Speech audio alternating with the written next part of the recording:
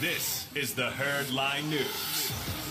This literally just broke. Nevada is going to allow Conor McGregor and Floyd Mayweather to use 8-ounce gloves. This is a one-time thing. They're saying it's unheard of that they're letting this happen, but at the same time, it's also unheard of that they're letting a guy with a perfect record fight a guy who's literally never boxed professionally.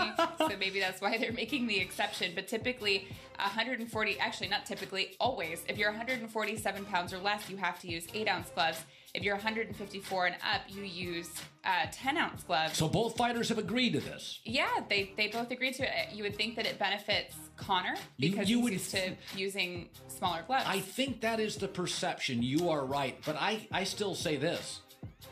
Floyd's going to land far more punches than Conor. Conor's just going to bleed faster.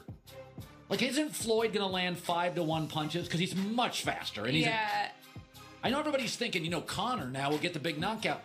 I don't think Conor's going to land a lot of punches. Well, the weirdest thing, too, is that they're fighting at 154, but Conor's probably going to weigh like 170 pounds once they actually go into the ring.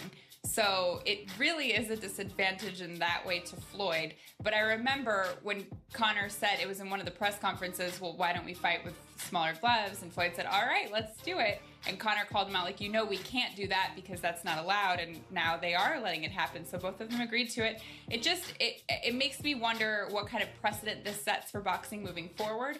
And now they'll have to look at every guy who asks if they can use a different size gloves than what the laws usually allow. This feels like an exception fight. It is an exception, but also it's a precedent. So what happens next? Especially if Conor fights again.